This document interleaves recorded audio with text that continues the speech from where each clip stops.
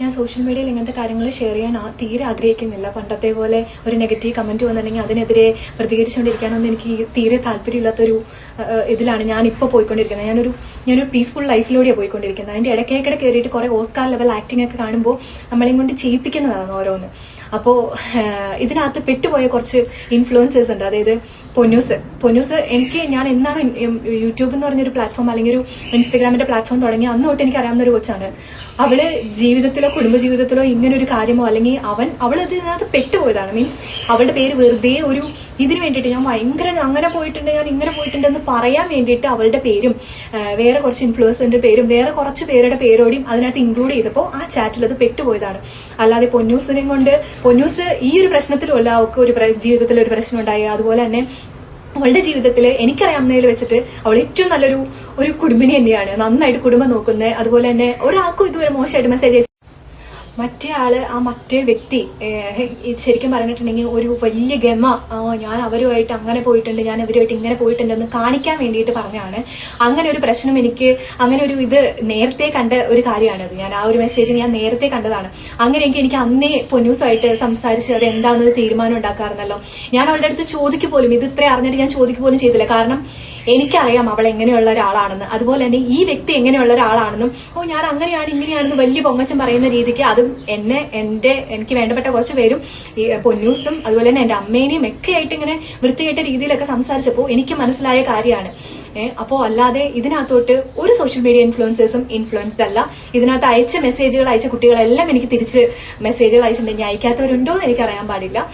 അങ്ങനെയും ഉണ്ടാവുമല്ലോ.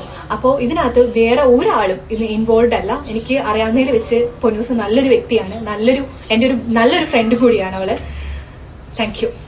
ഞാനിപ്പോൾ കുറച്ച് വീഡിയോ കണ്ടിട്ടുണ്ടായിരുന്നു. അതായത് ഒരാളുടെ 2023 ഞാൻ ഡിവോഴ്സിന് വേണ്ടിയിട്ട് പെറ്റീഷൻ ഫയൽ ചെയ്തത് അയാൾക്ക് മെസ്സേജ്, അതായത് ഞാൻ അമലിന് മെസ്സേജ് അയച്ച് അമല് മോശക്കാരനാണെന്ന് ചിത്രീകരിച്ച് അതുകൊണ്ടാണ് എന്ന് പറഞ്ഞിട്ട്, അതെ ഞാൻ അമലിന് മെസ്സേജ് അയച്ചിട്ടുണ്ടായിരുന്നു. ഞാൻ അതും പറഞ്ഞ് തന്നെയാണ് കേസ് ഫയൽ ചെയ്തിട്ടുണ്ടായിരുന്നത്.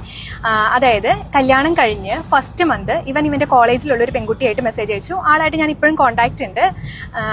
ഞാൻ ആളുമായിട്ട് ഇവൻ മെസ്സേജ് അയച്ചു. വളരെ വൾഗറായിട്ടുള്ള രീതിയിൽ മെസ്സേജ് അയച്ചു. ഞാനത് കണ്ടു, പിടിച്ചു. രണ്ട് കൂട്ടരും പറഞ്ഞു, ക്ഷമിച്ചു, വിട്ടു. അത് കഴിഞ്ഞിട്ട് വീണ്ടും ഇവൻ മെസ്സേജ് അയച്ചു. നമ്മുടെ ഫാൻ പേജുകളൊക്കെ നടത്തുന്ന ഏതോ ഒരു പെൺകുട്ടിക്ക് വേണ്ടിയിട്ട് മെസ്സേജ് അയച്ചു. ഫാൻ പേജ് മുഴുവൻ സ്റ്റോപ്പ് ചെയ്യാൻ വേണ്ടിയിട്ട് ഞാൻ പറഞ്ഞിട്ടുണ്ടായിരുന്നു. അങ്ങനെ ഫാൻ പേജ് നടത്തുന്ന പെൺകുച്ച് മെസ്സേജ് അയച്ച സ്ക്രീൻഷോട്ട് ഇവൻ കുറച്ച് ന്യൂഡ് പിക്ചേഴ്സൊക്കെ അയച്ചിട്ടുണ്ടായിരുന്നു. അപ്പോൾ അങ്ങനെ കുറച്ച് അതിങ്ങനെ ഒരു 5-6 കേസ് കഴിഞ്ഞ പിന്നെയാണ് ഇവൻ ഇതെല്ലാം നിർത്തി. ഞാനിനി ഇങ്ങനെയൊന്നും പോവത്തില്ല, അപ്പോൾ ഇനി ഇതുപോലെ ഒന്നും ഞാൻ പോവില്ല, ഞാൻ ഇങ്ങനെയൊന്നും ആവത്തില്ല, ഞാൻ MDMA ഒന്നും യൂസ് ചെയ്യത്തില്ല, ഞാൻ ഡ്രഗ്സ് ഒന്നും യൂസ് ചെയ്യില്ല എന്നൊക്കെ എൻ്റെ അടുത്ത് വാക്കും തന്നു. അത് കഴിഞ്ഞ് ഞങ്ങൾ തമ്മിൽ കുറച്ച് ഇഷ്യൂ ഉണ്ടായി. ഞാൻ എൻ്റെ വീട്ടിൽ പോയി നിന്നു. മിക്കുവിന് 10 മാസം പ്രായമുള്ളൂ. അപ്പോൾ വീട്ടിൽ പോയി നിന്നു. വീട്ടിൽ നിന്ന് കഴിഞ്ഞിട്ട് ഞാനൊരു പുതിയ സിം എടുത്തിട്ട് ഞാൻ അതായത് അമൽ പൗലോസ് എന്ന വ്യക്തിക്ക് ഞാൻ മെസ്സേജ് അയച്ചു. ഞാൻ വേറൊരു പെൺകുട്ടിയാണെന്നുള്ള രീതിക്ക് മെസ്സേജ് അയച്ചു. ഞാൻ ഈ ഒരു കുട്ടിയാണ്, എനിക്ക് നിങ്ങളെ കാണുമ്പോൾ അതായത് എനിക്ക് ഓൾറെഡി പുള്ളിനെ ഡൗട്ടാണ്. അപ്പോൾ ഇതിങ്ങനെ തന്നെയാണോ, അത് ഇവൻ ഇതുപോലെ തന്നെയാണോ, പണ്ടത്തെ പോലെ തന്നെയാണോ ഇപ്പോഴും എന്നറിയാൻ വേണ്ടിയിട്ട്, അതുപോലെ തന്നെ ഇവൻ MDMA യൂസ് ചെയ്യുന്നുണ്ടോ എന്ന് അറിയാൻ വേണ്ടിയിട്ട് അങ്ങനെ ചോദിച്ചപ്പോൾ ഇവൻ MDMAയുടെ പിക്ചേഴ്സ് എനിക്ക് അയച്ചു തന്നു. അപ്പോൾ എനിക്ക് മനസ്സിലായി ഇവൻ ഇപ്പോഴും MDMA യൂസ് ചെയ്യുന്നുണ്ട്. അതുപോലെ തന്നെ പെൺപിള്ളേർക്ക് ഇതുപോലെ തന്നെ ആയിരിക്കും. അതായത് ഒരാൾ ചാറ്റ് ചെയ്യുവാണ് എന്ന് ചോദിക്കുമ്പോൾ ഇവൻ ഇതുപോലെ തന്നെ റിപ്ലൈ കൊടുക്കുന്നതെന്നുണ്ടെങ്കിൽ അവൻ വീണ്ടും ഇതുപോലെ തന്നെ ചെയ്യുന്നുണ്ട് എന്നാണ് അതിൻ്റെ അർത്ഥം. അപ്പോൾ ഞാൻ പഴയ കാര്യങ്ങളും അതുപോലെ തന്നെ ഇവൻ ഇപ്പോഴും ഇങ്ങനെയാണ് യൂസ് ചെയ്യുന്നുണ്ട്, ഇതുപോലെ പെൺപിള്ളേർക്ക് മെസ്സേജ് അയക്കുന്നുണ്ട്, അതെല്ലാം സ്ക്രീൻഷോട്ട് ഉൾപ്പെടെയാണ് ഞാൻ അന്ന് പെറ്റീഷൻ ഫയൽ ചെയ്തത്. സോ ഇതുപോലെയാണ് ഞാൻ 2023 ഫസ്റ്റ് കേസ് ഫയൽ ചെയ്യുന്നത്. ഫയൽ ചെയ്തതിന് ശേഷം ഞാൻ കുറച്ച് നാൾ എൻ്റെ വീട്ടിലായിരുന്നു. അത് കഴിഞ്ഞ് പുള്ളിയായിട്ട് സംസാരിച്ചു. ഒരു കൗൺസിലിംഗ് കൂടി ഇപ്പോൾ കുഞ്ഞിന് വേണ്ടിയിട്ടല്ലേ. അപ്പോഴും ഞാൻ വിചാരിക്കുന്നത് എന്താ, പുള്ളി കരയുന്നു, മെഴുകുന്നു, അപ്പോൾ പുള്ളി ഇനി നന്നാവും, അങ്ങനെയാണ്, ഇനി ഒരു ഇത് ഉണ്ടാവത്തില്ല എന്നൊക്കെ വിചാരിക്കുന്നു. അപ്പോൾ നമ്മൾ വീണ്ടും കൊച്ചിന് വേണ്ടിയിട്ട് ജീവിതം മുന്നോട്ട് പോവാണ്. ഓൾറെഡി എൻ്റെ ട്രസ്റ്റ് അവിടെ നഷ്ടപ്പെട്ടു. എന്നിട്ട് ഞാൻ പുള്ളിയുടെ കൂടെ ജീവിക്കാൻ തയ്യാറാവുകയാണ് മിക്കുവിന് വേണ്ടിയിട്ട്.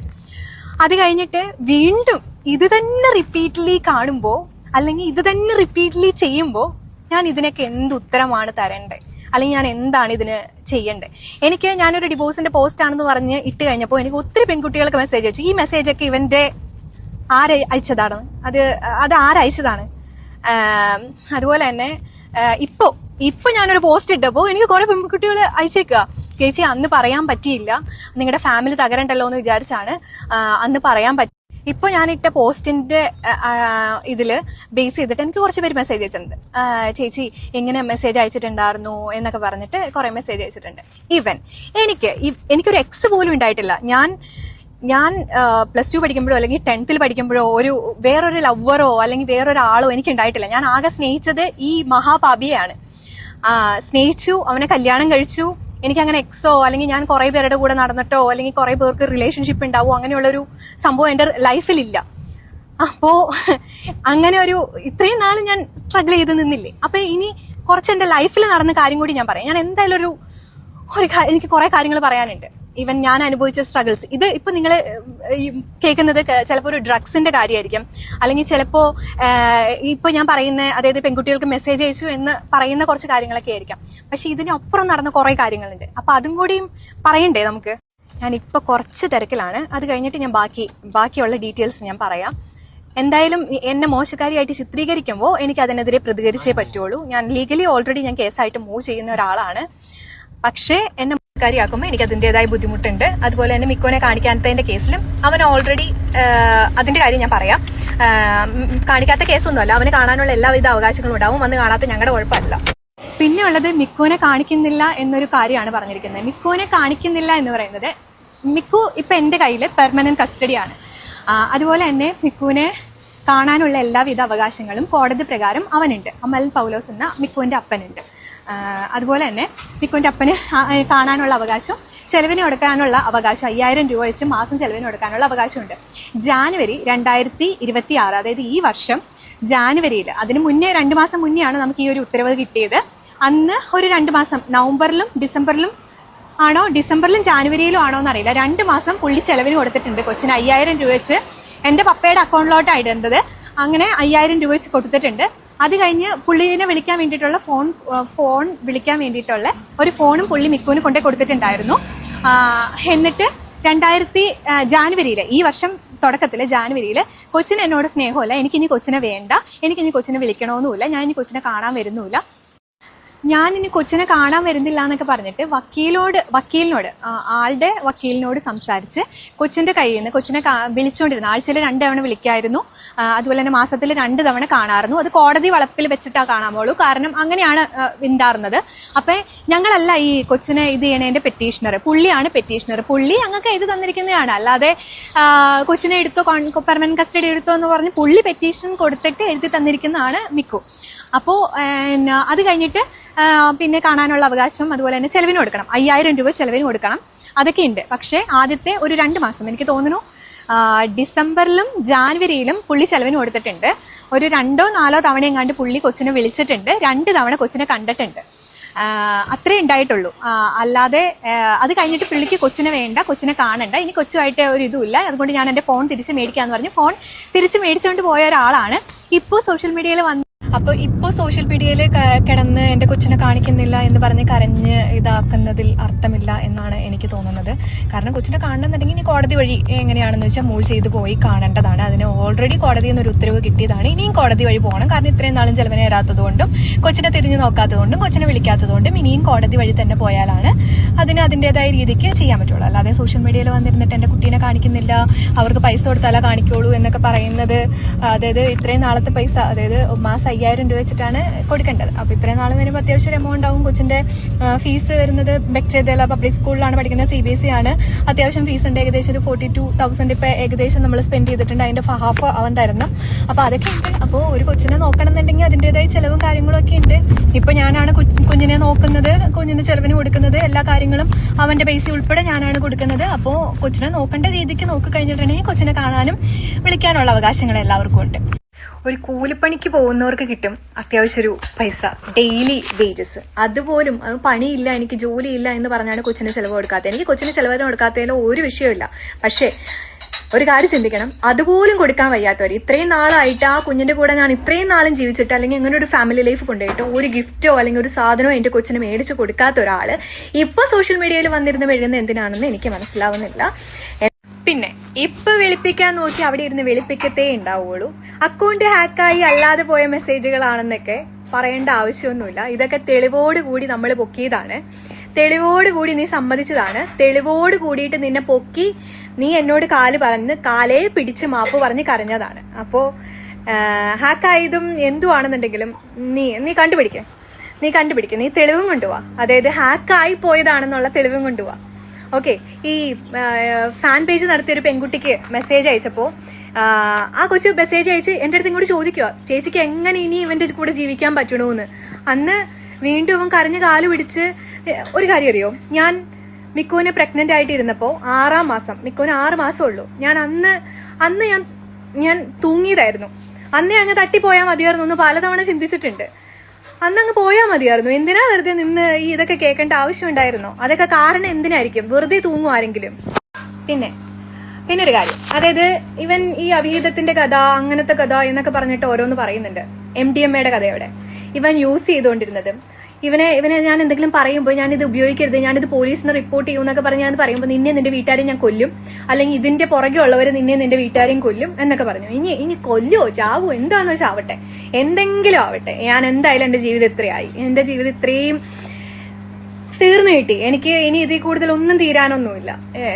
എന്റെ രീതിയിൽ, എന്നെ മോശമായിട്ട് പറയുന്ന രീതിയിൽ എന്തെങ്കിലും, അതായത് ഞാൻ ഡിവോഴ്സിന് മുന്നേ ആർക്കെങ്കിലും ഒരു റിലേഷൻ ഉണ്ടായതോ, അല്ലെങ്കിൽ ഞാൻ ഇതുപോലെ ആർക്കെങ്കിലും മെസ്സേജ് അയച്ചതോ എന്തെങ്കിലും ഒന്ന് പറയാമോ? ഞാൻ അത്രയും ആത്മാർത്ഥമായിട്ട്, അതായത് ഞാൻ അത്രയും കഷ്ടപ്പെട്ട് ഒത്തിരി സ്ട്രഗിൾ ചെയ്തിട്ടായി ഇവനെ കല്യാണം കഴിക്കുന്നത്. കല്യാണം കഴിച്ച് ഞാൻ അത്രയും സ്ട്രഗിൾ ചെയ്ത് ഇവന്റെ കൂടെ ജീവിച്ച് തുടങ്ങിയപ്പോഴാണ് ഞാൻ അറിയുന്നത് ഇവൻ ഇങ്ങനെയൊക്കെ മെസ്സേജ് അയക്കുന്നുണ്ടെന്ന്. കല്യാണം കഴിഞ്ഞപ്പോഴാണ് ഞാൻ ഇതൊക്കെ അറിയുന്നത്. ഇവൻ ഒരെണ്ണം. അതുപോലെ തന്നെ ഞാൻ മിക്കുവിനെ പ്രസവിച്ച് കിടന്ന സമയത്ത് ഞാൻ 9 ദിവസമാണോ 8 ദിവസമാണോ എന്ന് ഞാൻ കറക്റ്റായിട്ട് ഓർക്കണില്ല. അന്ന് ഇവൻ എന്നെ അടിച്ച് ഒച്ചപ്പാടുണ്ടായി. റീസൺ പലതാണ്. ഇവൻ കൊച്ചിന് വയ്യാതിരിക്കുമായിരുന്നു. കൊച്ചിന് വയ്യാതിരിക്കുന്ന സമയത്ത്, അതായത് മഞ്ഞപ്പ് കൂടിയിട്ട് ഹോസ്പിറ്റലിൽ ഐസ് ആവുമായിരുന്നു. അതായത് ഒട്ടും വയ്യായിരുന്നു, കുഞ്ഞിന് മഞ്ഞപ്പ് കൂടി. അപ്പൊ ഞാനിത് ഇവന്റെ അമ്മയുടെ അടുത്ത് പറഞ്ഞു. അപ്പൊ പറഞ്ഞു അവൻ മോളി വന്ന് കിടക്കുക. കാരണം ഇതാണ്, 3-4 ദിവസം MDMA ഒക്കെ അടിച്ച് സെറ്റായി, ഇനി 4 ദിവസം കിടന്ന് ഉറങ്ങണം. അപ്പോൾ അതിന് വേണ്ടിയിട്ട് മുകളിലായിട്ട് കിടക്കുവാണ്. അപ്പോൾ ഞാനന്ന് ഇവന്റെ അമ്മയുടെ അടുത്ത് പറഞ്ഞു, കൊച്ചിനൊട്ടും വയ്യ, എനിക്ക് തന്നെ കൊണ്ടുപോകാൻ പറ്റത്തില്ല. അപ്പൊ അവന്റെ അമ്മ പറഞ്ഞു, ഏതെങ്കിലും കൂട്ടുകാരനെ വിളിച്ചുകൊണ്ട് പോകും എന്ന് പറഞ്ഞു. ഞാനൊന്നും മിണ്ടിയില്ല അന്നേരം. അത് കഴിഞ്ഞിട്ട് 2 ദിവസം കഴിഞ്ഞ്, പിന്നെ അതിന് മുന്നേ 2 ദിവസം മുന്നേ ഒരു പ്രശ്നം ഉണ്ടായി. ഞാനും അമ്മലും തമ്മിൽ വാക്കുതർക്കം ഉണ്ടായി. അത് കഴിഞ്ഞിട്ട് ഇവൻ എന്നെ തല്ലി. ഞാൻ അന്നേരം എനിക്കൊരു ഒന്നും പറ്റിയൊന്നുമില്ല. കുറച്ച് കഴിഞ്ഞപ്പോഴേക്കും ഞാൻ ബോധം കെട്ട് വീണു. അന്ന് എനിക്ക് കുറച്ചൊരു വണ്ണം ഉണ്ടായിരുന്നു. എന്റെ മുഖത്തും മേത്തും ഒക്കെ നമുക്ക് അത്യാവശ്യം പ്രസവിച്ച് എണീറ്റതായതുകൊണ്ട് കുറച്ച് നീരും കാര്യങ്ങളൊക്കെ ഉണ്ടായിരുന്നു. അപ്പോൾ അത് മുഖത്തുള്ളത് കൊണ്ട് ഇവൻ അടിച്ച പാട് അങ്ങനെ തന്നെ ഉണ്ടായിരുന്നു. ഇവന്റെ ഒരു ഫ്രണ്ടിന്റെ വൈഫോടും കൂടിയിട്ട് എന്നെയും കൊച്ചിനെയും കാണാൻ വന്നു. അപ്പൊ ഞാൻ ഇങ്ങനെ റൂമിൽ കിടക്കുക. എനിക്ക് ബോധമില്ല. എനിക്ക് ബോധം വന്നത് രാജഗിരി ഹോസ്പിറ്റലിൽ എത്തിയപ്പോഴാണ്. എന്താ സംഭവിച്ചതെന്ന് എനിക്ക് ഓർമ്മയില്ല. അവിടെ എന്താ സംഭവിച്ചതെന്ന് എനിക്ക് ഓർമ്മയില്ല. അത് കഴിഞ്ഞിട്ട് തിരിച്ചു വന്ന് അവർ ഹോസ്പിറ്റലിൽ വെച്ച് കണ്ണു തുറക്കുമ്പോൾ ഇവന്റെ അമ്മ എന്റെ തലയിൽ തൊല്ലോടിയിട്ട് പറഞ്ഞു, വീട്ടിൽ നടന്ന കാര്യമൊന്നും പറയരുത് കേട്ടോ എന്ന് പറഞ്ഞു. അപ്പോൾ ഹോസ്പിറ്റലുകാർ എൻ്റെ അടുത്ത് ചോദിച്ചു, എന്തെങ്കിലും അടി ഉണ്ടായോ, പ്രശ്നം ഉണ്ടായോ, മുഖം എന്താ എങ്ങനെ ഇരിക്കണേ എന്നൊക്കെ ഇങ്ങനെ ചോദിച്ചു. അപ്പോൾ ഞാൻ പറഞ്ഞു, ഒന്നും ഉണ്ടായില്ല, ഞാനൊന്ന് വീണതാണ് എന്ന് പറഞ്ഞു. എന്നിട്ട് നമ്മൾ തിരിച്ച് വീട്ടിൽ വന്നു. വീട്ടിൽ വന്നു കഴിഞ്ഞപ്പോൾ ഞാൻ ഇവന്റെ കൂട്ടുകാരന്റെ വൈഫോടും കൂടി, ഞാൻ അവരുടെ പേര് ഇവിടെ പറയുന്നില്ല, വൈഫോടും കൂടിയിട്ട് പുള്ളിക്കാരത്തിൻ്റെ അടുത്ത് ചോദിച്ചു, ഇവളിങ്ങനെ കിടന്നിട്ട് നിങ്ങൾ ആരും കണ്ടില്ല, നിങ്ങൾ 2 പേരും ഇവിടെ ഉണ്ടായിരുന്നല്ലോ, കണ്ടില്ലേന്ന് വെച്ച് പറഞ്ഞു. അവള് വാതിൽ കുറ്റിയിട്ടേക്കുമായിരുന്നു എന്ന്. ഞാൻ ആ കുഞ്ഞിനെയും ഇട്ടിട്ട് അവിടെ അപ്പൊ ഈ ബോധം കെട്ടുകിടക്കുന്ന ഞാൻ എങ്ങനെയാണ് വാതിൽ കുറ്റിയിടുന്നത്? അപ്പൊ എന്നെ കാണാൻ വന്നവരെങ്ങനെയാണ് എന്നെ കണ്ടത്?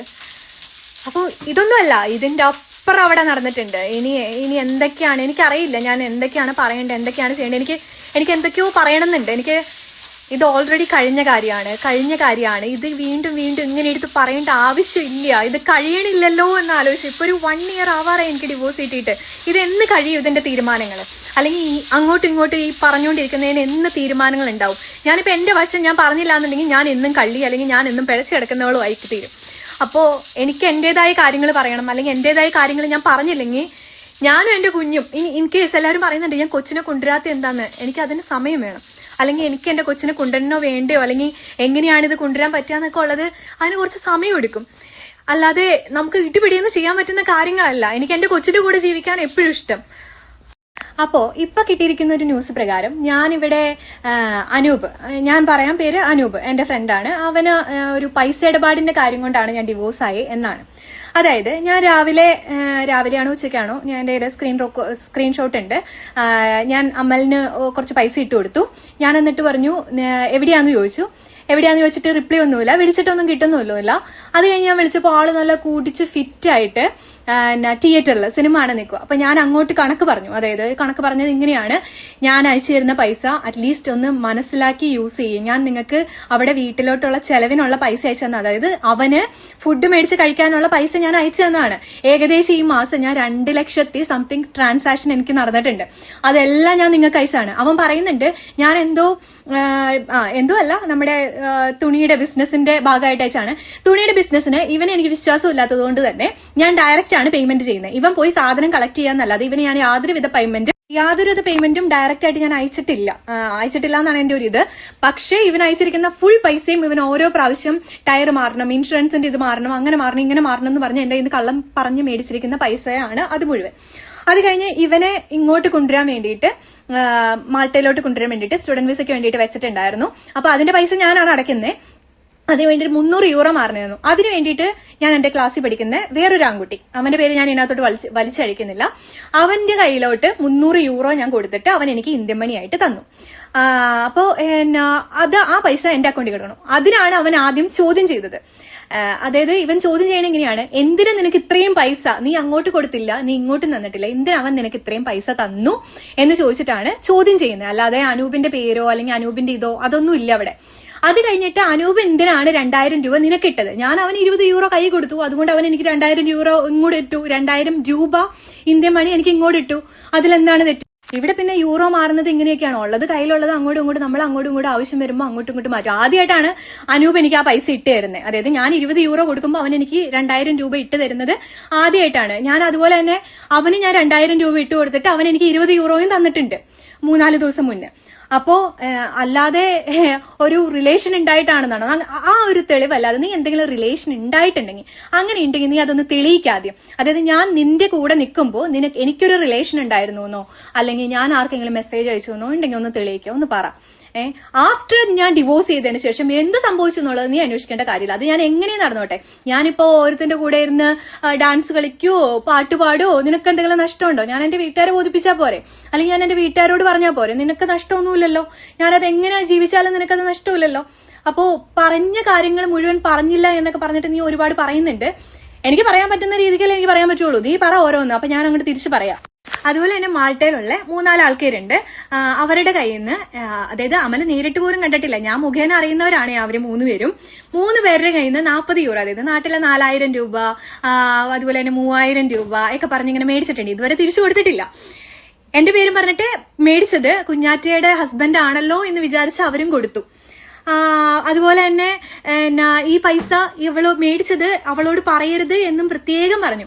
അപ്പൊ ഈ ലോകത്തില്ലാത്തോടത്തോളം കടം, നാട്ടിലാർന്നപ്പോഴും ഇങ്ങനെ ആവശ്യമില്ലാത്ത ഓരോ കടം മേടിച്ച് കൂട്ടുന്നതെല്ലാം ഞാനാ കൊടുത്തോണ്ടിരുന്നത്. അപ്പോൾ എനിക്കൊരു പരിധിയില്ലേ? എനിക്ക് എന്നെ അറിയാത്ത, ഞാനിതൊക്കെ അറിയുമ്പോൾ എന്റെ മാനസികാവസ്ഥ എന്തായിരിക്കും? ഞാൻ വീട്ടിലെ ചെലവ് നോക്കണം, ഇവന്റെ ചെലവ് നോക്കണം, കൊച്ചിന്റെ കാര്യം നോക്കണം, എന്റെ കാര്യം, കുടുംബം നോക്കണം. അതിനാണ് നമ്മൾ ലൈഫ് മുന്നോട്ട് കൊണ്ടുപോകുന്നത്. അപ്പൊ അറ്റ്ലീസ്റ്റ് നമ്മളോട് കുറച്ച് ഈ പൈസയൊക്കെ എന്തിനാണ് ഉപയോഗിച്ചേ? എനിക്ക് ഓൾറെഡി പുള്ളിയുടെ ട്രസ്റ്റ് നഷ്ടപ്പെട്ടു. പിന്നെ ഞാൻ എന്ത് ചിന്തിക്കും? ഞാൻ ഒരാളെ നന്നായിട്ട് വിശ്വസിക്കുന്ന ഒരാളാണ്. ഞാൻ പുള്ളിയുടെ ഫോൺ പോലും ചെക്ക് ചെയ്യില്ലാത്ത ഒരാളായിരുന്നു. അപ്പൊ എന്റെ ട്രസ്റ്റ് നഷ്ടപ്പെട്ടപ്പോഴാണ് ഞാൻ ഇതെല്ലാം ചെയ്തു കൊടുത്തത്.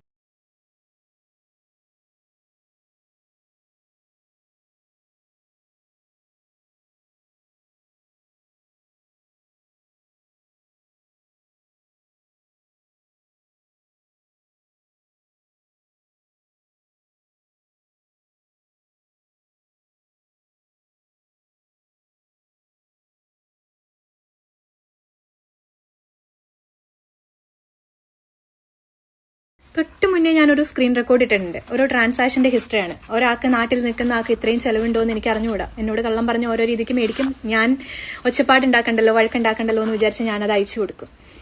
ഞാൻ എന്തെങ്കിലും സേവ് ചെയ്യാൻ എടുക്കുവാണ്, അല്ലെങ്കിൽ എന്തെങ്കിലും സ്വർണം മേടിക്കാനൊക്കെ എടുക്കുവാണെങ്കിൽ മാത്രമാണ് ഞാൻ എൻ്റെ മമ്മിക്ക് പൈസ എടുക്കാറുള്ളൂ. ഞാൻ എന്തെങ്കിലും മേടിക്കും, അല്ലെങ്കിൽ ഞാൻ സേവ് ചെയ്യുകയാണെന്നുണ്ടെങ്കിൽ മാത്രം അത് ഞാൻ മമ്മിക്ക് അയച്ചു കൊടുക്കും. അത് സ്വർണം മേടിക്കും. ഞാൻ അങ്ങനെയാണ് ചെയ്യാറ്. ഈവൻ നിങ്ങൾക്ക് അതിനകത്ത് ആ സ്ക്രീൻ റെക്കോർഡിൽ കണ്ടാൽ മനസ്സിലാവും. ഞാൻ ഒരു നീലാംബരി സിൽക്ക് എന്നൊക്കെ പറഞ്ഞ് ഇത് പേയ്മെന്റ് ട്രാൻസാക്ഷൻ ചെയ്തിട്ടുണ്ട്. അതൊക്കെ ഞാൻ നമ്മുടെ മിക്കായൽ ബോട്ടിക്ക് ഇപ്പോഴത്തെ മിഴി വസ്ത്ര എന്ന് പറഞ്ഞ് ഇതിനകത്തോട്ട് പൈസ അയച്ചതാണ്. അതിനകത്തോട്ട് സ്റ്റോക്ക് എടുക്കാൻ വേണ്ടി പൈസ അയച്ചത്. അപ്പം അവനല്ലല്ലോ കൊടുത്തത്, ഞാനല്ലേ കൊടുത്തത്. അപ്പൊ എങ്ങനെ അവൻ കൊടുത്തതാവും? അപ്പൊ ബാക്കിയുള്ള അയച്ചതെല്ലാം അമലിനുള്ളതാണ്. അപ്പൊ അമലിന് ഓരോ കാരണം പറഞ്ഞ് മേടിക്കുന്നതൊക്കെ വെറുതെയാണോ? പിന്നെ ഇതൊന്നും കൂടാതെ ഏലിയാമ്മ എന്ന് പറഞ്ഞൊരു ചേച്ചിക്ക് ഞാൻ അതിനകത്ത് പൈസ അയച്ചിട്ടുണ്ട്. അത് വാടക കൊടുത്തതാണ്, എന്റെ വാടകയല്ല, അവന്റെ വാടക. അവൻ നിൽക്കുന്ന വീടിന്റെ വാടക കൊടുത്തതാണ്. അപ്പോ ഇതൊക്കെ എന്താ? എനിക്കിപ്പോൾ വരുന്ന കമന്റ്സ് മുഴുവൻ ഡിവോഴ്സ് ആയില്ലേ, പിന്നെ എന്തിനാണ് ക്യാഷ് അയക്കുന്നതെന്നാണ്. ഇത് കഴിഞ്ഞ വർഷം അയച്ച ക്യാഷാണ്. അത് ജസ്റ്റ് ഒരു 1 മന്തിലെ ക്യാഷാണ്, അത് ട്രാൻസാക്ഷനാണ് കാണിച്ചിരിക്കുന്നത്. കഴിഞ്ഞ വർഷം അയച്ചതാണ്. ഞാൻ ഡിവോഴ്സ് ആവണേന് മുന്നേ, തൊട്ട് മുന്നേ വരെ, അതായത് ഡിവോഴ്സ് ആവണേന് തൊട്ട് മുന്നേ ഉള്ള ദിവസം വരെ, ഡിവോഴ്സ് ആവണേല സെപ്പറേറ്റഡ് ആയിട്ട് വരുന്ന ആ ഒരു ദിവസം വരെ ഉള്ള ട്രാൻസാക്ഷനാണ് ഞാൻ അയച്ചിരിക്കുന്നത്. ഈവൻ അവൻ അവിടുന്ന് മാറിയിട്ട് പോലും ഡിവോഴ്സ് ആയതിനു ശേഷം ഞാൻ ആ വാടകയൊക്കെ ഞാൻ തന്നെയാണ് ക്ലിയർ ചെയ്ത് കൊടുത്തത്. എന്നുവെച്ചാൽ അവനല്ല കൊടുത്തത്, ഞാൻ ആ ചേച്ചിയായിട്ട് കമ്മ്യൂണിക്കേറ്റ് ചെയ്ത് അവിടുത്തെ വാടകയെല്ലാം ക്ലിയർ ചെയ്തത് ഞാൻ തന്നെയാണ്. അപ്പോൾ ഇത് ഇപ്പം അയച്ച കാര്യമല്ല, നേരത്തെ കഴിഞ്ഞ വർഷത്തെ കാര്യമാണ്. ഓക്കെ, ഇതിപ്പോൾ ഓരോരുത്തർ ഓരോന്ന് പറഞ്ഞു വരുമ്പോൾ നമുക്ക് എല്ലാം പറയണമല്ലോ. അപ്പോൾ അതിന് മാത്രം ഒരാളുടെ മാത്രം റൗണ്ട് ചെയ്ത് കാണിക്കുമ്പോൾ അതൊരാൾ ടാർഗറ്റ് ചെയ്യുന്ന രീതിയിൽ ഇപ്പം എൻ്റെ ഫ്രണ്ടായിട്ട് കൂടെ നിൽക്കുന്നതായതുകൊണ്ടായിരിക്കാം അവനെ അങ്ങനെ ടാർഗറ്റ് ചെയ്യുന്നത്. പക്ഷെ അന്ന് നടന്നത് ഇവനെ ബേസ് ചെയ്തിട്ടല്ലായിരുന്നു, വേറൊരു ചെറുക്കൻ കൊച്ചുണ്ടായിരുന്നു, അവനെ ബേസ് ചെയ്തിട്ടായിരുന്നു. അവന്റെ കയ്യിൽ നിന്നാണ് ഞാൻ കൂടുതൽ പൈസ മാറ്റിയിട്ടുണ്ടായിരുന്നത്, യൂറോ ചേഞ്ച്. എല്ലാവരും ഇതിനകത്തോട്ട് വലിച്ചഴിക്കേണ്ട കാര്യമില്ലല്ലോ. നമ്മുടെ ജീവിതമോ തീർന്നു. ഇനിയിപ്പോൾ എന്ന് വെച്ച് നമുക്കൊരു റിലേഷൻ ഉണ്ടായിട്ടല്ല. ഇവിടെ എനിക്ക് തോന്നുന്നു മാൾട്ടയിലുള്ള ഒരുവിധം എല്ലാവരും ഇങ്ങനെ തന്നെയാണ്. നമ്മളിപ്പോൾ ഒരു നാട്ടിലോട്ടൊരു കാശിന് അർജന്റായിട്ട് വേണമെന്നുണ്ടെങ്കിൽ നമ്മൾ യൂറോ ചേഞ്ച് ആക്കുന്നതൊക്കെ ഇങ്ങനെയാണ്. ഞാനങ്ങനെ ഒരുപാട് തവണയൊന്നും യൂറോ ചേഞ്ച് ആക്കിയിട്ടില്ല. എനിക്ക് സാലറി കിട്ടി തുടങ്ങിയ പിന്നെ ഡയറക്റ്റ് നമുക്ക് അക്കൗണ്ടിൽ നിന്ന് ട്രാൻസ്ഫർ ചെയ്യാവുന്ന ഓപ്ഷൻ ഉണ്ട്. അപ്പം അങ്ങനെ ചെയ്തിട്ടുള്ളൂ.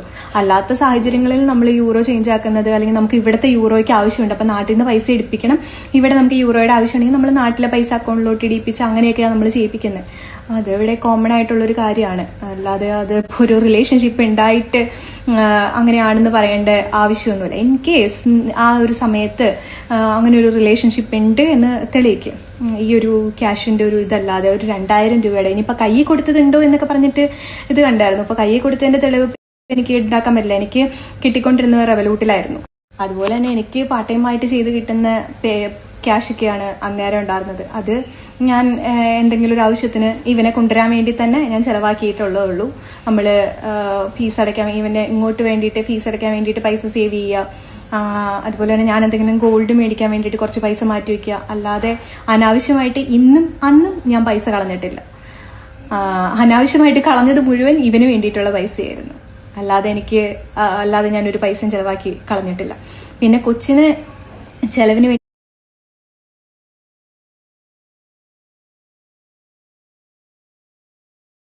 ഇപ്പം ഞാൻ കുറച്ച് സ്റ്റോറീസ് ഇട്ടുണ്ട്. അതായത് അപ്പോൾ ഈ പെൺപിള്ളേർക്കെല്ലാം അയച്ചിരിക്കുന്നത് എല്ലാം AI അല്ലെങ്കിൽ ഹാക്ക് ചെയ്ത് പോയതായിരിക്കും അല്ലേ? അങ്ങനെ ഹാക്ക് ചെയ്ത് പോയതാണെങ്കിൽ കുഴപ്പമില്ല, എനിക്ക് കുഴപ്പമൊന്നുമില്ല. അപ്പോൾ ഇനി എനിക്ക് പറയാനുള്ളത് നമ്മുടെ പെൺകുട്ടികളോടാണ്. ഇപ്പോൾ ഇൻസ്റ്റഗ്രാം യൂസ് ചെയ്യുന്ന പൊട്ടികളാവരുത്, നിങ്ങൾ പൊട്ടികളാവരുത്. ഇപ്പം എനിക്ക് കുറച്ച് പേര് എനിക്ക് മെസ്സേജ് അയച്ചു. ഒരു കൊച്ച് എനിക്കിങ്ങനെ മെസ്സേജ് അയച്ചു, 2000 രൂപയെ 500 രൂപയൊക്കെ അയച്ചു കൊടുത്തിട്ടുണ്ടായിരുന്നു, കടമായിട്ട് കൊടുത്താണ്, അയച്ചു കൊടുത്തിട്ടുണ്ടായിരുന്നു എന്നൊക്കെ ഇങ്ങനെ പറഞ്ഞു. അപ്പോൾ ഞാൻ ചോദിച്ചു, നിങ്ങൾ തമ്മിൽ എങ്ങനെയാണ് പരിചയം എന്ന് ചോദിച്ചപ്പോൾ കുട്ടി പറയുക, ഇൻസ്റ്റഗ്രാമിൽ സജഷൻ വന്നു, അങ്ങനെ കൂട്ടായതാണ് എന്നൊക്കെ. ഞാൻ ആലോചിക്കണതല്ല, ഒരു ഇൻസ്റ്റഗ്രാമിൽ കണ്ട ഒരാളോട് ഇങ്ങനെയൊക്കെ പൈസ കടം കൊടുക്കുക, അല്ലെങ്കിൽ അങ്ങനെയൊക്കെ മെസ്സേജ് അയക്കാൻ പറ്റുക, ഇതൊക്കെ നിങ്ങളെ തന്നെ സേഫാക്കി വെക്കുക. അതായത് നിങ്ങളെ സൂക്ഷിക്കുക. നമുക്ക് ജീവിതത്തിൽ എന്തെങ്കിലും പറ്റിപ്പോയിട്ടൊന്നും പറഞ്ഞിട്ട് കാര്യമില്ല. എന്തെങ്കിലും പറ്റിപ്പോയാൽ പിന്നെ അത് പറഞ്ഞിട്ട് നമുക്ക് കാര്യമില്ല. പിന്നെ നാണക്കേട് മാനക്കേട് അങ്ങനെയൊക്കെ ആയിപ്പോവും. അപ്പം നമ്മൾ തന്നെ സൂക്ഷിക്കാൻ പറ്റുള്ളൂ. നമ്മൾ തന്നെ സൂക്ഷിക്കുക. വേറെ ആരും വന്നവർ സൂക്ഷിക്കില്ല. ഇവൻ നമുക്ക് എന്തെങ്കിലും ഒരു പ്രശ്നം ഉണ്ടായാൽ നമ്മുടെ വീട്ടുകാരോട് ആദ്യം പറയുക. ഞാൻ എന്നെ അടിച്ച കാര്യം അല്ലെങ്കിൽ എനിക്കുണ്ടായ ട്രോമാസും കാര്യങ്ങളൊക്കെ പണ്ടേ വീട്ടിൽ പറഞ്ഞിരുന്നെങ്കിൽ പണ്ടേ എനിക്കിട്ട് 2 തന്നിട്ട് എന്നെ വീട്ടിൽ കൊണ്ടുപോയാൽ. അപ്പോൾ ഇത്രയും നേരം ഞാൻ ഓരോ സ്റ്റോറീസും കാര്യങ്ങളും ഇട്ടു. എനിക്ക് നിലവിൽ ഇപ്പോൾ ഒരു 10-12 പേര് എനിക്ക് മെസ്സേജ് അയച്ചിട്ടുണ്ടെന്ന് തോന്നുന്നു. ഇവൻ്റെ മെസ്സേജ് ഇങ്ങനെ അയച്ചിട്ടുണ്ട്, മോശമായിട്ട് അയച്ചിട്ടുണ്ട് എന്ന് പറഞ്ഞിട്ടുള്ള രീതിക്ക് എനിക്ക് മെസ്സേജ് അയച്ചിട്ടുണ്ട്. അപ്പോൾ ഇതെല്ലാം ഹാക്ക്ഡ് ആയിരുന്നു. പല സമയത്ത് അയച്ചിരിക്കുന്ന മെസ്സേജുകളാണ്. അപ്പോൾ ഇതൊക്കെ ഹാക്ക്ഡ് ആയിട്ടുള്ള ഇത്രയും പേർക്ക് ഇങ്ങനെ പോകും. അതായത് ഇതിപ്പോൾ ഞാൻ ഫസ്റ്റ് ഒരു 1 year ബാക്ക് ഞാൻ ഡിവോഴ്സിന് വേണ്ടിയിട്ട് കൊടുത്ത് ഞാൻ ഡിവോഴ്സ് ആയ സമയത്ത് ഞാൻ ഇതുപോലെ ഇട്ടപ്പോൾ എനിക്കൊരു 9-10 പേര് എനിക്ക് മെസ്സേജ് അയച്ചിട്ടുണ്ടായിരുന്നു. അത് സ്ക്രീൻഷോട്ട് അല്ല, അത് എനിക്ക് കറക്റ്റ് ചാറ്റ് ഉൾപ്പെടെ കിട്ടിയിട്ടുണ്ടായിരുന്നു. അത് ഓൾറെഡി ഞാൻ പോസ്റ്റ് ചെയ്തിട്ടുണ്ട്. ചാറ്റ് ഉൾപ്പെടെ ഞാൻ എൻ്റെ വീഡിയോയിൽ ഇപ്പം ഇന്നിട്ടേക്കണ വീഡിയോയിൽ ഞാൻ പോസ്റ്റ് ചെയ്തിട്ടുണ്ടായിരുന്നു. സോ അതൊക്കെ ഹാക്കഡ് ആയിരിക്കും അല്ലേ. പിന്നെ ഞാൻ മറ്റേ നമ്മുടെ നിന്റെ കൂടെ കോളേജിൽ പഠിച്ചൊരു പെൺകുട്ടി, ഞാൻ പെൺകുട്ടി പേര് പറയുന്നില്ല കാരണം അവൾ ഫാമിലി ആയിട്ട് ഇപ്പോൾ ജീവിക്കുകയാണ്. അപ്പോൾ ആ ചേട്ടനും അറിയാം കേട്ടോ. അപ്പോൾ അത് ഫേക്ക് ആയിരിക്കും അല്ലേ. നീ എന്തിനാണ് നിന്റെ കാല് പിടിച്ചത്? അതുപോലെ തന്നെ ഫാൻ പേജ് നടത്തിയ പെൺകുട്ടിക്ക് അയച്ചിട്ട് നമ്മൾ പിടിച്ചത് ഫേക്ക് ആയിരിക്കും അല്ലേ. അക്കൗണ്ട് ഹാക്കായി പോയതായിരിക്കും, അതുകൊണ്ടായിരിക്കും കാല് പിടിച്ചതല്ലേ. അപ്പോൾ അതും എന്നാലും നീ സമ്മതിക്കണ്ടായിരുന്നു. പിന്നെ ഒരു കാര്യം കൂടി ഉണ്ടായിട്ടുണ്ട്. അതിന് എനിക്ക് തെളിവൊന്നുമില്ല കേട്ടോ എൻ്റെ കയ്യിൽ, പക്ഷെ ഞാൻ പറയാം. അതായത് ഞാനും ഇവനോടും കൂട്ടിയിട്ട് ഒരു വീഡിയോ ഷൂട്ട് ചെയ്യാൻ വേണ്ടിയിട്ട് എവിടെയാണ് അയ്യോ കാലടി കഴിഞ്ഞിട്ടുള്ളൊരു ടൂറിസ്റ്റ് സ്പോട്ടാട്ടോ, അവിടെ പോവുകയാണ്. പോയി തിരിച്ച് വരണ വഴിക്ക് ഇവനൊരു കോള് വന്നു. അപ്പം ഞങ്ങൾ കാറിലാണ്, കാറുമായിട്ട് കണക്റ്റഡ് ആണ്. അപ്പം ഇങ്ങനെ വരുന്നേ, അമലെ എന്നെ അറിയില്ലേ, നീ എന്താ ഇപ്പം ഇങ്ങോട്ടൊന്നും വരാത്തേന്ന്. അപ്പം ഞാൻ ചോദിച്ചു. അപ്പോൾ അവൻ പറഞ്ഞു, ഞാൻ വണ്ടി ഓടിക്കുകയാണ്, ഞാൻ ഫാമിലി ആയിട്ടാണ്, പിന്നെ വിളിക്കാം എന്ന് പറഞ്ഞു. അപ്പം എനിക്ക് ഡൗട്ട് തോന്നി. ഓൾറെഡി എനിക്ക് ഡൗട്ട് ഉണ്ടല്ലോ, എൻ്റെ ട്രസ്റ്റ് നഷ്ടപ്പെട്ടത്, എനിക്ക് ഡൗട്ട് ഉണ്ടാവും, സ്വാഭാവികം. ഞാനോട് പറഞ്ഞു കട്ട് ചെയ്തിട്ട് അങ്ങോട്ട് വിളിക്കാൻ പറഞ്ഞു. അപ്പോൾ പുള്ളി വിളിച്ചു. എന്തായിരുന്നു ഞാനിപ്പോൾ ഞാൻ പറഞ്ഞു ഫാമിലിയുടെ കൂടെയല്ല, എന്താണെന്ന് സംസാരിക്കാൻ പറയാൻ പറഞ്ഞു. ആ കോള് വന്നത് ഒരു സ്പാ സെൻറ്ററിൽ നിന്നായിരുന്നേ, എറണാകുളത്തുള്ളൊരു സ്പാ സെൻറ്ററിൽ നിന്നായിരുന്നു. അപ്പോൾ എന്നിട്ട് ഞാൻ ഇവനോട് മെസ്സേജ് അയക്കാൻ പറഞ്ഞു. ഇവൻ മെസ്സേജ് അയച്ചു. അപ്പോൾ ആ പുള്ളിക്കാരിയും കൂടി ചോദിക്കുകയാണ്, അമലിനെ എന്നെ നേരത്തെ അറിയാലോ, എന്താണ് ഇപ്പോൾ ഒന്നും വരാത്തെ, നേരത്തെ വരുമായിരുന്നല്ലോ, ഇപ്പം എന്താ വരാത്തെ എന്നൊക്കെ ഇങ്ങനെ ചോദിച്ചു. അപ്പം എനിക്ക് എന്തോ പോലെ ആയിപ്പോയി കേട്ടോ. കാരണം എൻ്റെ ഹസ്ബൻഡാണ്. അപ്പോൾ എനിക്ക് അന്നേരം ഉണ്ടാവുന്ന ഒരു മാനസികാവസ്ഥ ഉണ്ടല്ലോ. ഞാനത് കഴിഞ്ഞിട്ട് അവിടെ കിടന്ന് തുള്ളി ബഹളം ഉണ്ടാക്കി ഒച്ചപ്പാടൊക്കെ ഉണ്ടാക്കി. സ്വാഭാവികമായിട്ടും ഞാൻ ഒച്ചപ്പാടുണ്ടാക്കും. ഞാൻ പറഞ്ഞു ഞാനൊന്നും ചെയ്യത്തില്ല, ഇത് എന്താണെന്ന് വെച്ചാൽ അത് സമ്മതിക്കുക, അത് നമുക്ക് ആ ഒരു രീതിക്ക് പോവാം, പിന്നീട് ഇത് ആവർത്തിക്കരുത് എന്നുള്ള രീതിക്ക് പറഞ്ഞു. ഇവൻ എൻ്റെ അടുത്ത് ഓപ്പൺ ആയിട്ടപ്പോൾ പറഞ്ഞു, ഇങ്ങനെ നേരത്തെ സ്പാ സെൻറ്ററിൽ പോയതാണ് എന്നിവൻ പറഞ്ഞു. ഞാനപ്പം തന്നെ വണ്ടി ഓടിക്കൊണ്ടിരിക്കുമായിരുന്നു. ഞാൻ കാറിൽ നിന്ന് ചാടാൻ വേണ്ടിയിട്ട് നോക്കി. ഇവൻ പറഞ്ഞു, ഇതാണ് ഞാൻ പറയുന്നത്, ഞാൻ അങ്ങനെയൊന്നും പോയിട്ടില്ല, ഞാൻ അങ്ങനെയൊന്നും ഇതായിട്ടില്ല എന്നൊക്കെ പറഞ്ഞു. പക്ഷെ അതിനെനിക്ക് തെളിവുകളൊന്നുമില്ല. പക്ഷെ ഇവനൊന്നും വന്ന കോള്, അതുപോലെ തന്നെ ആ പെങ്കൊച്ചെനിക്ക്, അതുപോലെ തന്നെ പെങ്കൊച്ചല്ല, മീൻസ് ആ ചേച്ചി ഇവന് ഫോട്ടോ അയച്ചു കൊടുത്തു. എനിക്ക് മനസ്സിലായില്ല എനിക്കൊരു ഫോട്ടോ അയക്കുമെന്ന്. ഞാൻ ഇവന്റെ ഫോൺ മേടിച്ചിട്ട് ഞാൻ അങ്ങ് അയച്ചു, ഇവനാണെന്നുള്ള രീതിക്ക്. ഞാൻ